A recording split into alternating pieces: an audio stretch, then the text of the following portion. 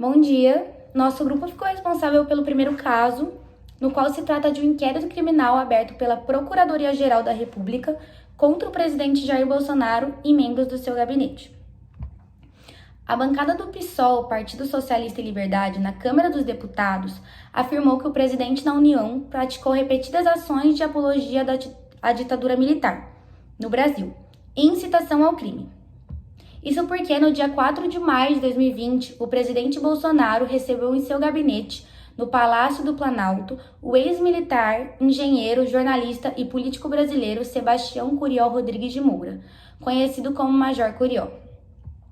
Bolsonaro também usou sua conta oficial no Twitter, Instagram e Facebook para realizar uma homenagem ao ex-militar, definindo o momento como histórico e caracterizou o torturador como um homem de honra e defensor dos garimpeiros.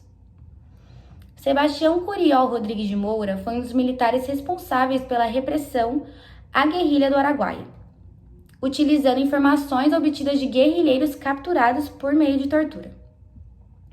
Em 21 de junho de 2009, o jornal Estado de São Paulo publicou uma notícia onde o coronel aposentado abriu seu arquivo particular sobre a guerrilha do Araguaia, afirmando que o exército executou 41 guerrilheiros, e não somente 25, como se sabia até então.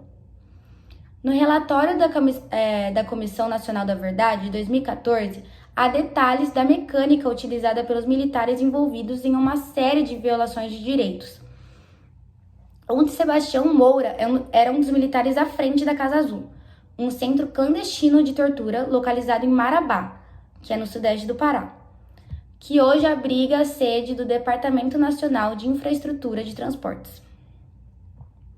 As torturas seguiam um manual elaborado pelo Centro de Informações do Exército. Segundo o documento, no ato da prisão, o guerrilheiro era obrigatoriamente interrogado e nesse momento ele era também espancado, furados com baionetas que eram armas de forma de faca e punhal e até arrastado pela mata.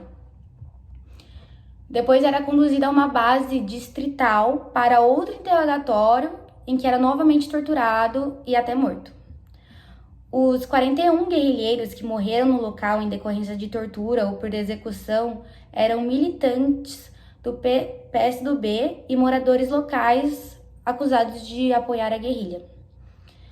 Agora a Kemily vai falar um pouco mais sobre esse caso no próximo vídeo.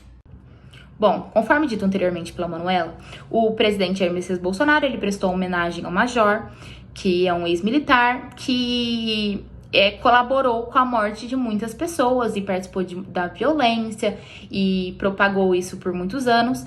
E, além de tudo, esteve presente 100% dentro da ditadura, que é algo que nós hoje em dia abominamos e prezamos pela democracia. E isso acabou trazendo bastante repercussão pelo seguinte fato: será que o presidente Jair Messias Bolsonaro ele se enquadra em algum dos crimes contra a paz pública? Porque ele está homenageando uma pessoa diretamente responsável por aqueles crimes. E o que isso pode vir a ocorrer? Mas conforme a análise tanto doutrinária quanto legislativa e uma análise mais profunda, indiretamente nós sabemos que o presidente ele fez uma incitação ao crime por meio de uma homenagem ao major. Só que ele não falou isso explicitamente. Quando ele fez a homenagem ao militar, ele fez homenagem à pessoa. Ele não fez homenagem aos crimes cometidos. Ele não fez apologia ao crime cometido, a toda a violência. E ele também não teve o intuito de incentivar. Pode ser que, entre linhas, tenha sido sim esse o intuito. Mas não ficou claro durante toda a fala dele, durante a homenagem prestada. O presidente também publicou nas redes sociais dele a homenagem ao militar Major Curió. E durante todo o momento desse vínculo, dessa conversa, dessa homenagem, ele fez uma homenagem à pessoa. Ele demonstrou um carinho, um afeto e uma inspiração na pessoa. Mas não ficou claro que isso é sobre os fatos ocorridos. Então, ele não teria como se enquadrar no artigo 287, nem no 286, porque ele não fez o incentivo ao crime.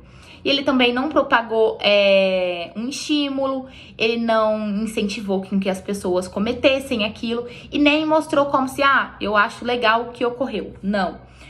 O que ele fez foi uma mera homenagem ao Major Curió, que participou durante todo esse período de violência e da ditadura.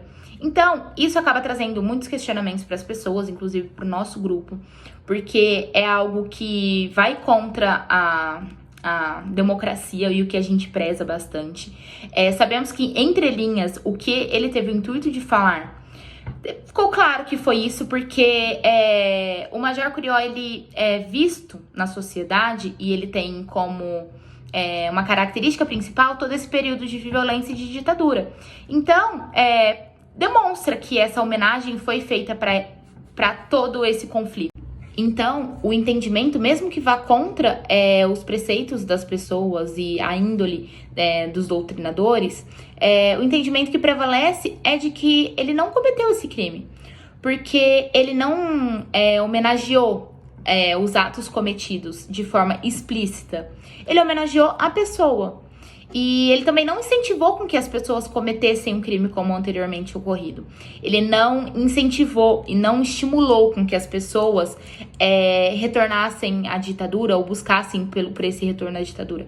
Ele simplesmente fez a homenagem a uma pessoa e cada um consegue fazer a sua interpretação conforme o seu entendimento histórico. Mas isso não teria como configurar um crime por conta desses fatores, que ele homenageou a pessoa e ele não homenageou ao crime. Falando um pouco sobre o parecer jurídico que a Kemily falou, o artigo 287 do Código Penal Brasileiro, que fala sobre fazer publicamente apologia a um ato criminoso, a um autor de crime, ele gera uma punição. Gerou uma grande dúvida, né, o termo autor de crime no artigo e tal, quanto à atitude do Bolsonaro. Só que, teoricamente, ele prestou homenagem ao ato militar do Curió fora do período da ditadura, não necessariamente fazendo referência aos atos criminosos dele, como a tortura e assassinato. Assim como o artigo 12 da Lei 1802 de 1953, ele fala sobre incitar diretamente a luta pela violência das classes sociais. Isso também foi colocado em pauta, como se a homenagem do Bolsonaro para o Curió tivesse feito referência a isso. E é importante falar sobre o risco que isso causaria à democracia brasileira. Só que o Jair, no encontro dele com o ex-militar, ele, apesar do ex-militar ser condenado por tortura e assassinato, não expôs diretamente o incentivo ao cometimento de crime.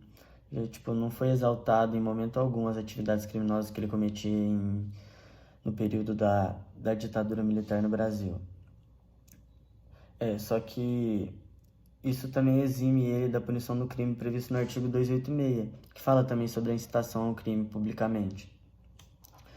Além disso, na Lei de Crimes contra a Responsabilidade, que são relativos aos exercícios dos direitos políticos individuais do cidadão, o artigo 7º, a linha 7, fala sobre a valorização que um ex-militar condenado recebe como homenagem dessa, podendo influenciar diretamente no bastidor da classe militar no Brasil, já que eles veriam isso como uma possível incentivo ao cometimento de novos crimes.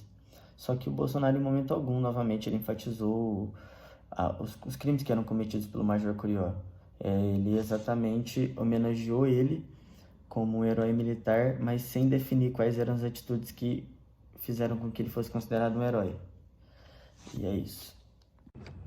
Então, devido a esses fatos, a coordenadora da Câmara Criminal do Ministério Público Federal, a Subprocuradora-Geral da República, Luísa Frischheisen, trouxe em pauta, em audiência pública realizada pela Comissão de Cultura da Câmara dos Deputados, o projeto de lei 980 de 2015 e propostas propensas que desejam incluir no Código Penal a tipificação do crime de apologia ao regime, da ditadura militar e a tortura, além de proibir as comemorações do golpe no âmbito da administração pública federal. A subprocuradora-geral afirmou que a Lei de Segurança Nacional já define como crime a propaganda pública de processos violentos ou ilegais para alteração da ordem política ou social, que está assim prevista no artigo 22 da Segurança Nacional. E com isso, no artigo 23, a norma diz que é crime a incitação à subversão da ordem política ou social, a animosidade entre as forças armadas ou entre estas e as classes sociais ou instituições civis. Assim, nos dois casos, as penas podem chegar a 4 anos de reclusão. Ainda, Frischheisen lembrou que no passado foram abertos inquéritos policiais com base na Lei de Segurança Nacional para investigar a conduta de pessoas que fizeram apologia à ditadura militar durante a greve dos caminhoneiros. Segundo ela, é preciso verificar se a legislação existente já não seria suficiente para combater o problema, já que ele não foi tão claro assim quando ele cometeu o referido crime. Para ela, a subprocuradora-geral, a liberdade de expressão prevista na Constituição não pode ser invocada para proteger discursos que pregam a destruição do Estado democrático de direito, garantidor da própria liberdade de expressão. Isso seria uma contradição e definiria o limite da tolerância. Ela citou como exemplo também a tradição jurídica alemã, que criminaliza não só a apologia ao nazismo, mas também a existência de partidos neonazistas e a negação do Holocausto. Mesmo na tradição americana, que preconiza a ampla liberdade de expressão, há punição para apologia ao crime. Com isso, a gente pode concluir que o caso teria de verificar se a legislação vigente já não seria suficiente para combater o problema. Sobre a Lei de Segurança Nacional, a redação dela, apesar de condenar de certa forma os atos do presidente, o próprio presidente sancionou a revogação dos 36 artigos da lei, que foram criados inclusive durante a ditadura militar no Brasil em 1983. Ele mesmo sancionou a revogação, que excluiu do cenário brasileiro um resquício que ainda existia no judiciário brasileiro da época da ditadura, que ainda era uma legislação vigente que foi criada nessa época. E apesar dos responsáveis do governo utilizarem a página oficial da secretaria para exaltar um cara que foi agente da ditadura militar, responsável por tantos atos criminosos como tortura e assassinato, como já foi dito, o texto entregue à Procuradoria-Geral da República concluiu que, ao homenagear, ao pretender fazer ele voltar à mídia, os representados incitariam a prática dos mesmos crimes que eram cometidos por ele, como a tortura, o abuso do poder, lesão corporal e inúmeros outros tipos de pena que ele poderia receber. Todos seriam contra a sociedade, democracia, organizações, liberdade e a vida das pessoas. Dessa maneira, é preciso investigar se os representados incidiram nos tipos de incitação ao crime e apologia ao crime ou ao criminoso, que é a grande dúvida dessa questão do Bolsonaro, se ele chegou a incitar as atitudes dele ou ele mesmo como um grande criminoso da época da ditadura. E depois desse todo parecer jurídico e técnico que a gente trouxe aqui, mesmo com todo embasamento sobre realmente incitação a um crime e apologia, que no caso aqui em pauta foi sobre a ditadura, a gente quer concluir o trabalho colocando um trecho da audiência, onde a Luísa retrata a indignação dela e toda a argumentação. Eu pergunto para o pai, para a mãe, ele saía de casa normalmente? Tinha medo? Falava o que pensava em todas as reuniões? Como que era na escola? Conheceu alguém que foi perseguido? Conheceu alguém que sumiu e foi para o exílio? Eu faço umas outras perguntas. Aí talvez a pessoa lembre assim, dos fatos mais concretos. Eu faço essas perguntas. Então, essa coisa, como a pessoa lembra, isso aí é quase psicanalítico. Mas os fatos, esses não podem ser negados. E esses fatos... Agora, o que é importante quando a gente fala na apologia do crime, é o hoje. Está pregando a destruição do Estado Democrático hoje. A pregação do Congresso Nacional hoje. Está dizendo que tem que fechar tudo. Fechar tudo, mesmo quando eu não gosto. Né? Fechar não é bom, não. Nem o Legislativo, nem o Judiciário, nem o Executivo, nem o Ministério Público. Né? Está impedindo cada um de agir? Está dizendo que a ditadura é boa, mas está fazendo ações para isso? Eu acho que é esse tipo de ação que a Lei de Segurança Nacional e mesmo da Lei de Responsabilidade pregam a criminalização.